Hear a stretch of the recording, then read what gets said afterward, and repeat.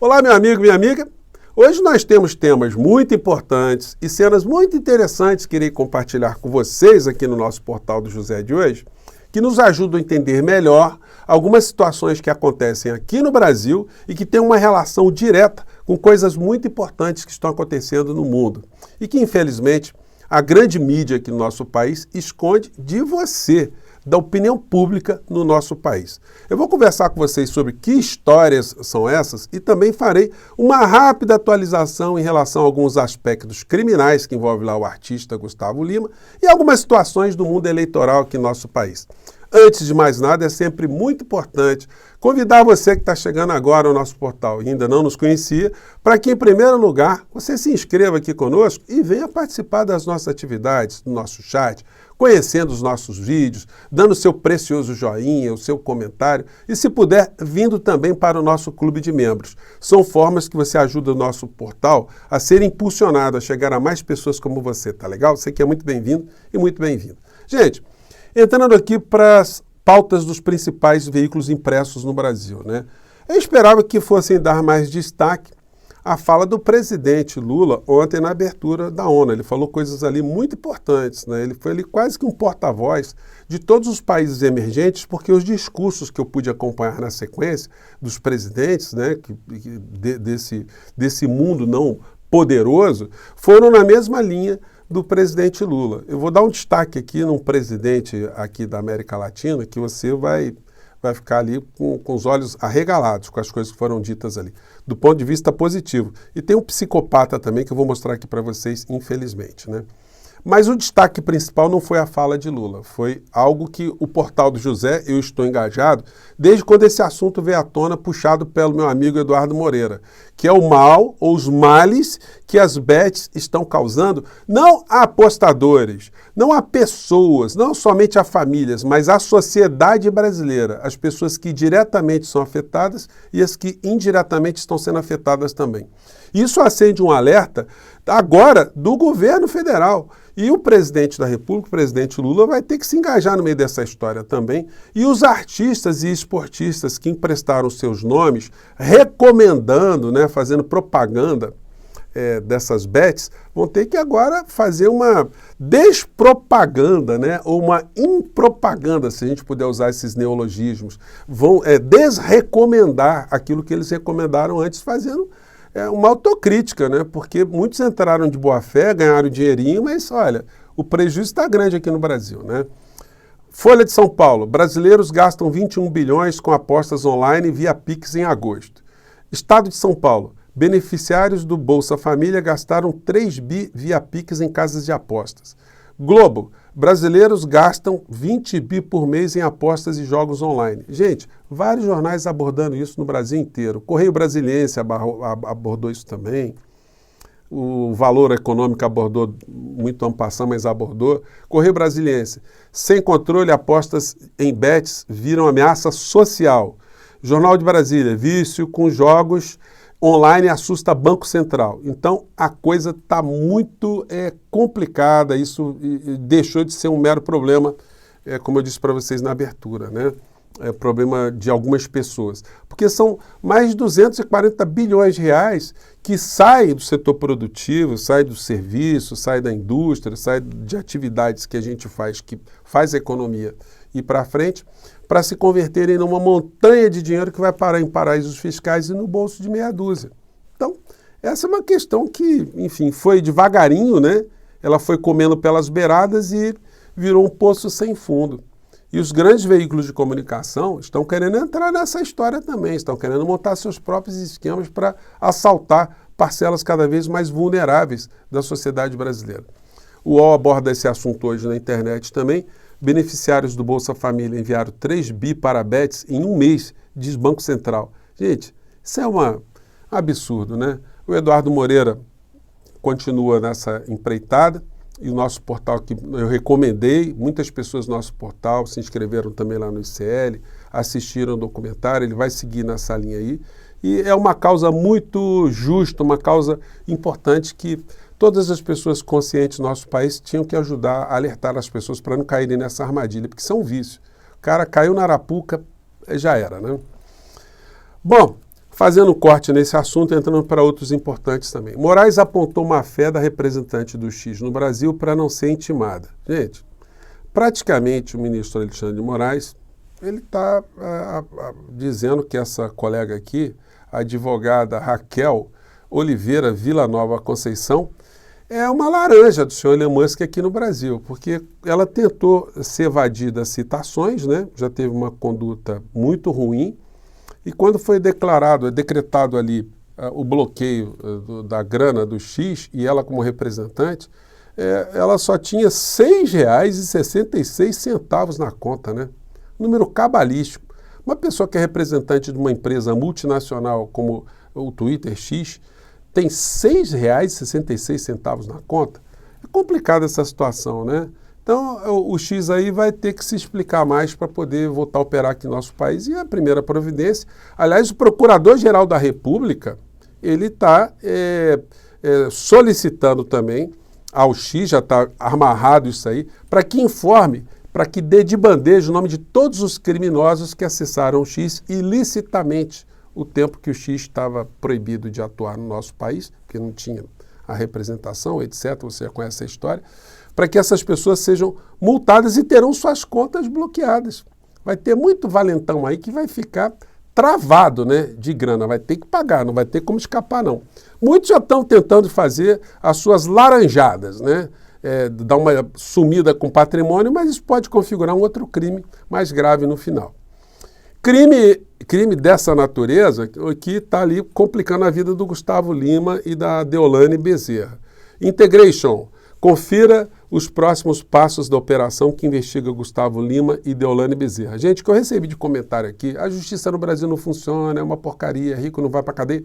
Olha, saiba você que você não está sozinho no Brasil, tá? Em qualquer país do mundo, não tem cidadão que fala assim, não, a justiça aqui, ela funciona 100%, quem é rico vai para a cadeia, a justiça é rápida. Gente, isso não existe.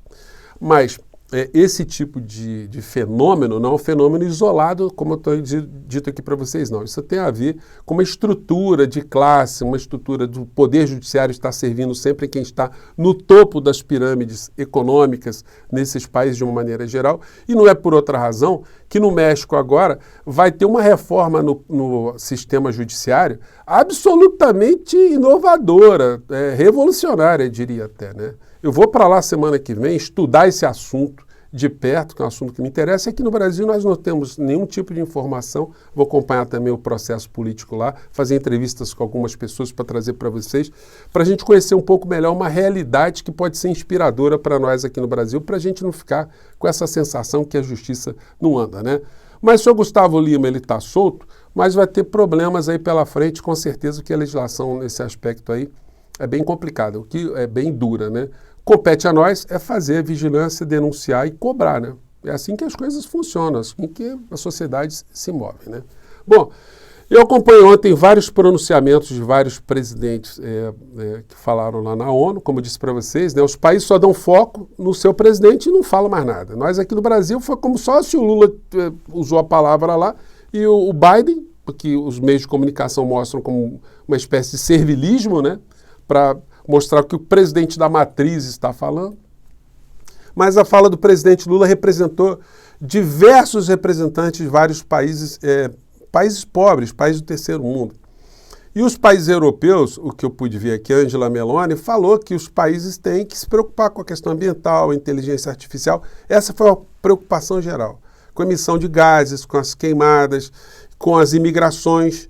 E falou, olha, os países desenvolvidos têm que investir nos países em desenvolvimento, fixar essas populações dos seus países para que elas não busquem nenhum tipo de vida em outro país, né?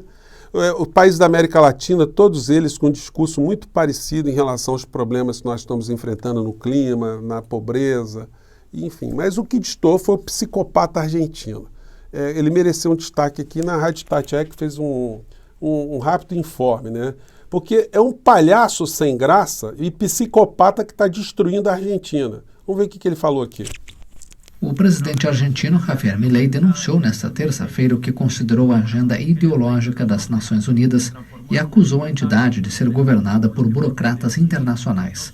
Gente, foi um negócio desastroso, patético. Ele falou que a ONU é de esquerda, que estão impondo as pautas ao mundo, que o isolamento social na época da pandemia foi um atentado aos direitos humanos, e por aí foi, né?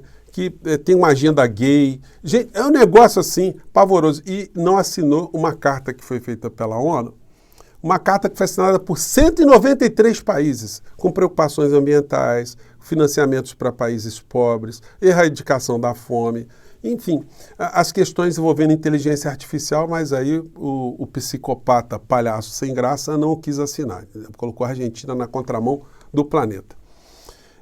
O Gustavo Petro, presidente da Colômbia, deu uma sapatada no Milei, que foi um negócio impressionante. O Milei falou depois do Petro, mas não reagiu, se fez de desentendido como psicopata que é, né? Vamos acompanhar aqui alguns trechos dessa coisa toda. Vamos lá. ¡Viva la libertad, carajo! Gritan. Aliás, ele terminou o discurso dele ontem, o Milei, com essa frase, né? Viva la libertad, carajo, né? E você já imagina o que é carajo, né? Veja o comportamento do psicopata. E o Petro, presidente da Colômbia, deu muitas sapatadas. Vamos lá. ¡Viva la libertad, carajo! Gritan, ¡viva la libertad, carajo! Pero es solo la libertad del 1% más rico de la población mundial. El colectivismo y el postureo moral de la agenda woke se han chocado con la realidad y ya no tienen soluciones creíbles para ofrecer a los problemas reales. E aí o cara vai, ele fez uma babação para Israel. Foi um negócio pavoroso, né? E o Gustavo Petro, ele disse algumas coisas que eu tinha falado aqui para vocês, que os pronunciamentos dos presidentes só são vistos pelos seus próprios povos, né? E ele aborda aqui quem é que é ouvido na ONU. Vamos lá. Señoras y señores presidentes del mundo, en este recinto la capacidad de comunicación de un presidente depende de la cantidad de dólares que tenga en su presupuesto, en la cantidad que tenga de aviones de guerra y en el fondo en la capacidad que tenga su país de destrucción sobre la humanidad. El poder de un país en el mundo ya no se ejerce por el tipo de sistema económico o político o de ideas que irradie, sino por el poder de destruir la vida de la humanidad. Los que no tenemos ese poder de destrucción, al contrario, los que tenemos el poder de sostener la vida en el planeta, hablamos sin mucha atención prestada y muchas veces quizás solo para nuestros propios pueblos. Por eso no nos escuchan cuando votamos que se detenga el genocidio en Gaza, aunque seamos la mayoría de los presidentes del mundo y representantes de la mayor parte de la humanidad. No nos escucha una minoría de presidentes que pueden detener el bombardeo. Es decir, no nos escuchan los presidentes de los países que pueden destruir la humanidad. Si pedimos que se cambie la deuda por acción climática, no nos escuchan las minorías poderosas. Si pedimos que dejen las guerras para concentrarnos en la transformación rápida de la economía del mundo para poder salvar la vida y la especie humana, tampoco nos escuchan. Es el poder de destrucción de la vida lo que da volumen a la voz en el recinto de las Naciones Unidas y congrega a la mayoría de sus representantes y delegados. No se escucha la voz de las naciones y pedimos unir el esfuerzo humano en pos de la existencia. Aquí hablamos, pero no se nos escucha. Sin embargo, quizá ya no hablamos para que nos escuchen y dialoguemos con los presidentes del poder mundial, sino para que escuchen los pueblos del mundo. Gente, foi muito bacana a fala de Gustavo Petro, muito realista, sabendo do alcance das falas de alguns presidentes, né? E aquilo que a gente tem conversado sempre aqui no nosso portal. E por isso tem sido cada vez mais importante que os países, como disse Petro, se unam cada vez mais, que as opiniões públicas, que os povos se unam cada vez mais para entender essa realidade que acontece no planeta. Aquilo que ele falou. Somente algumas poucas nações que no discurso dele vai dizendo que são comandadas por elites empresariais é que determinam o que acontece no mundo, né? Bom, espero ter jogado aqui mais alguns esclarecimentos sobre essas questões todas e mais tarde eu volto, porque tem muita coisa acontecendo aqui. Eu voltarei também com mais um trecho do discurso do presidente colombiano. Um grande abraço, até mais tarde. Tchau.